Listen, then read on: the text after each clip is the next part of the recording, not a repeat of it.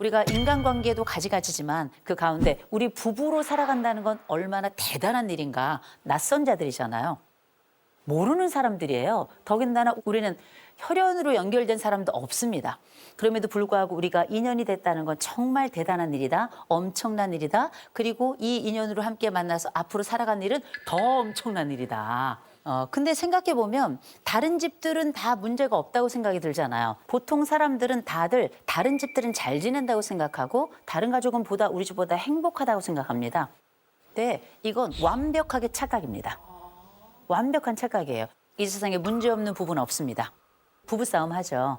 부부싸움 좀 징그럽게 하는데 싸울 때도 몇 가지 원칙을 좀 가지고 있어야 되는데 첫 번째, 폭력이나 욕설은 안 돼요. 이건 말할 것도 없어요. 자, 이런 부분에 대한 1차적인 약속이 하나 있어야 될 것 같고 2차적으로 뭘 해야 될 것인가? 전 장소를 정해야 된다고 생각합니다. 근데 전 이런 말씀 드립니다. 사랑은 은하수다방에서, 싸움은 별다방에서. 전 별다방하고 콩다방을 많이 권해드려요. 사람이 많으면 많을수록 좋아요. 왜냐? 우리가 이런 사람 많은 공간에 가죠. 첫째, 폭력이 거의 안 돼요. 저는 별다방에서 주먹 나가는 거 본 적이 없어요. 그렇죠? 두 번째, 별다방에서 상욕하는 사람들 거의 본 적이 없습니다. 그죠? 그래서 다른 사람들의 시선을 의식하면서 싸워. 사람들이 있고 그러나 우리들의 대화는 계속 이어질 수 있다는 이 전제를 꼭 기억하신다면 사랑은 은하수다방에서 그리고 싸움은 별다방에서. 많은 전문가들이 부부싸움 아이들 앞에서 하지 말아라 이런 얘기 많이 하시더라고요. 전 그렇게 얘기하지 않습니다. 하세요. 제가 이런 말씀을 왜 감히 드리느냐. 부부싸움도 이게 특징이 있습니다. 어떤 특징이 있냐면 들으란 듯이 소리 질러가며 고래고래 외쳐가며 싸움 무조건 공개적으로 해요. 그럼 아이들은 안 들 거라 생각하죠. 아이들은 본능적으로 귀가 열려 있습니다. 다 들어요. 그러면 이 부부가 싸울 때만 이런 특이점이 있는가? 화해할 때도 특이점이 있어요. 왜 싸울 때는 공개적으로 싸우고 화해할 때는 지들끼리 방에 들어가서 화해를 해. 그러니까 애들이 볼 땐 얼마나 이상하겠어요. 분명히 내 앞에서는 짐승같이 싸우더니 방에 들어갔다 나오더니 후후후후 하고 나오는 거예요.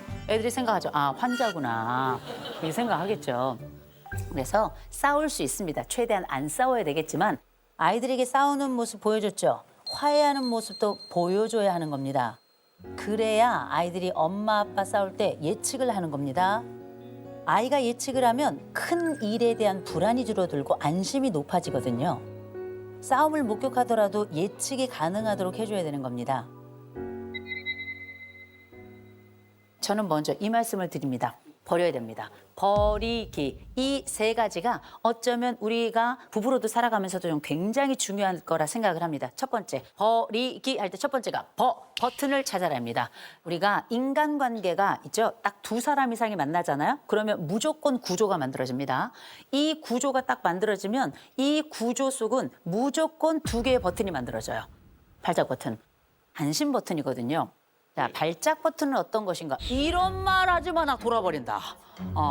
이런 행동 하지 마, 나 완전 뚜껑 열린다. 이거 벌써 머릿속에 확 떠올랐잖아요. 그죠? 저희 남편이 저에 대해서 뭐라고 하는 사람이 아니에요. 정말 한 가지 질색하는 게 있습니다. 식탁 위에 가방 올리는 거.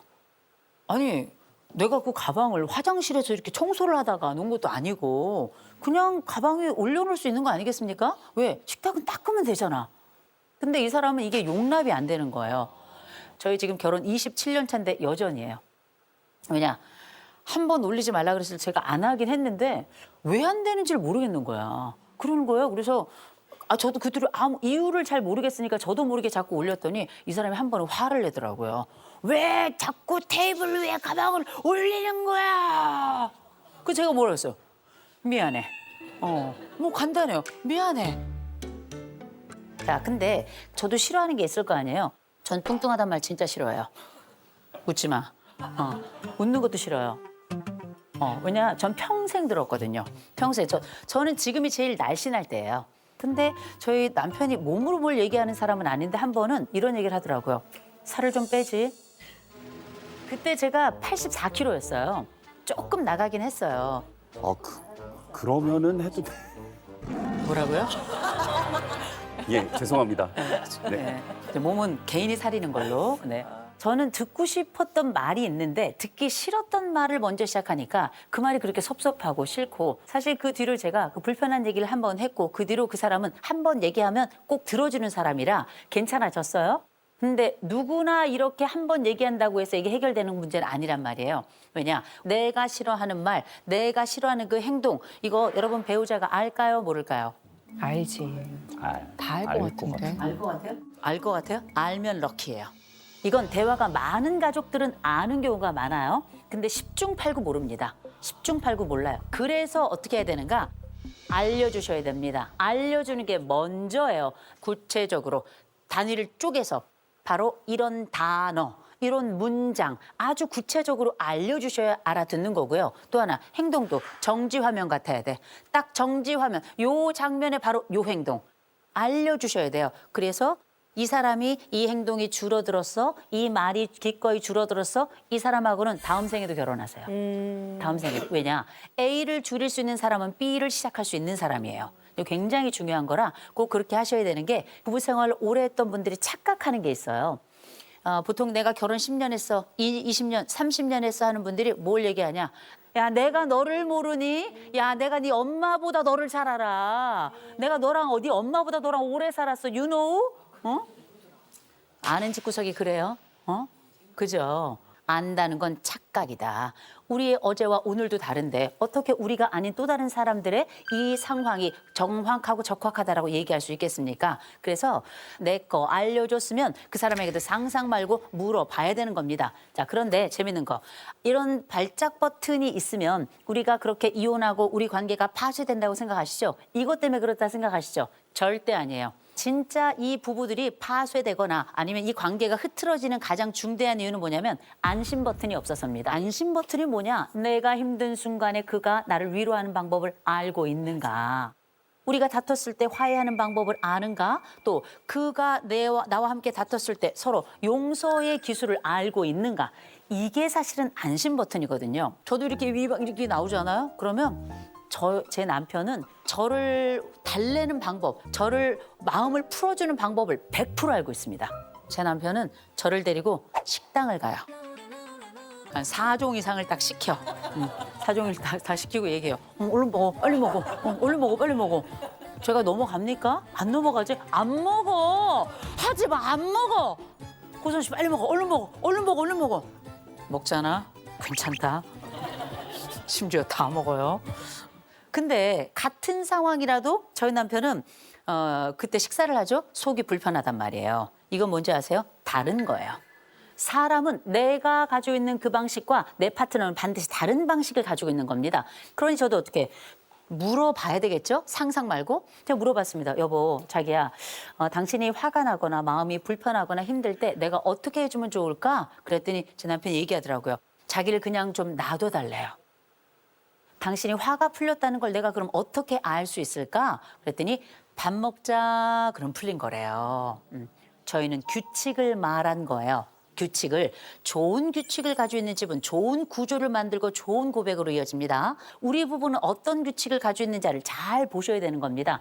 그래서 발작 버튼, 내 안심 버튼 알려주고 물어보는 겁니다. 그리고 요게 규칙이 자리를 잡을 때까지는 조금 유지해주고 인내를 좀 해주셔야 돼요. 그래야 우리는 좋은 규칙이 만들어지고 좋은 구조를 통해 반드시 좋은 고백으로 이어질 겁니다. 제가 아까 버리기 할 때 첫 번째가 버튼을 찾아라입니다. 리는 뭐냐? 사랑보다 의리예요.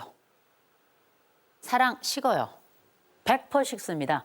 우리가 PEA라고 하는 사랑 호르몬이 있어요. 페닐에티라민이라고 하는 이 사랑 호르몬이 기본적인 수명이 한 2년에서 길어야 3년입니다. 근데 다시 또 생겨요. 그런데 생각해보면 우리가 결혼을 했을 때 많은 인생 선배들이 얘기하죠. 우리는 의리로 살아. 의리로 살아있죠. 그 집은 죽을 때까지 사는 집입니다.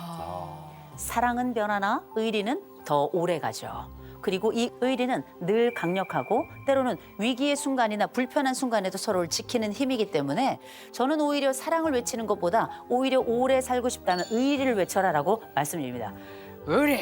이거보다 더 중요한 게 하나가 있어요. 세 번째, 연기입니다. 연기. 연기. 우리가 살아가면서 이 연기라는 것을 많이 잊고 살고 또 연기라는 것을 하면 안 된다고 생각하거든요. 이 세상 모든 사랑은 다 연기예요. 연기예요. 보세요. 어떨 때 화가 났지만 화가 안 난 듯 연기한 적 있으시죠? 예. 그렇죠. 화가 날 때마다 이렇게 쏟아내고 이런 건 아니잖아요. 때로는 이를 악물고 상대에게 내 감정을 숨겨야 되는 경우도 있어요. 꼭 해야 될 말일 것 같지만 이 순간이 아니라 싶을 때는 혀를 물 때가 있는 거 아니겠습니까? 이 모든 것들이 우리는 인내라고 생각하거나 혹은 참는다라고 얘기하는데 전 연기라고 생각합니다. 좋은 연기는 얼마나 중요한가. 제가 저희 남편에게 좀 요청했던 말이 있어요. 여러분 저는 예쁘단 말을 좋아해요. 예쁘단 말. 이게 제가 결혼을 하고 저희 남편에게 요청을 했어요. 여보, 나는 아침에 한 번, 저녁에 한 번 예쁘다 말해줘. 좋아. 근데 이제 제 남편이 이걸 좀 힘들어 하더라고요. 이 사람이 거짓말을 못하는 사람이라 저희 아침에 일어날 때 제가 이쪽에 눕고 저희 남편이 이렇게 누워 있어요. 그럼 저희 남편이 호선 씨 이쁘다, 호선 씨 이쁘다, 호선 씨 이쁘다. AI야, AI. 진심은 찾아볼 수가 없어요. 근데 좋아요. 왜냐? 저에게 중요한 그 사람이 제가 요청했던 그걸 해주는 것만으로도 제 귀에는 캔디예요. 저는 이게 굉장히 중요하다고 생각하는데 이거 다 뭡니까? 연기예요. 연기거든요. 아무것도 아닌 것 같죠? 여성들도 마찬가지예요. 우리 남편들 당신이 나한테는 차은우야 이렇게 얘기하는 거 아니겠습니까? 이건 뭐냐? I love you. I love you. 당신을 사랑합니다. 근데 우리가 생각할 때 연기라고 하는 게 진심이 없는 것 같죠? 진심은 40만 있으면 됩니다. 변치 않는 몇 가지만 있어도 되고 나머지는 우리가 이걸 운용한다라고 생각하시면 될 것 같아요. 전 기꺼이 연기하시라고 말씀드립니다. 우리 직장 가서도 연기하는데 왜 우리가 집에서 연기를 못 하겠어요? 기꺼이 전 연기하셨으면 좋겠어요. 그거 기억하신다면 나부터의 변화도 우리 가족에는 반드시 플러스가 되는구나라는 걸 기억하시면 좋을 것 같습니다.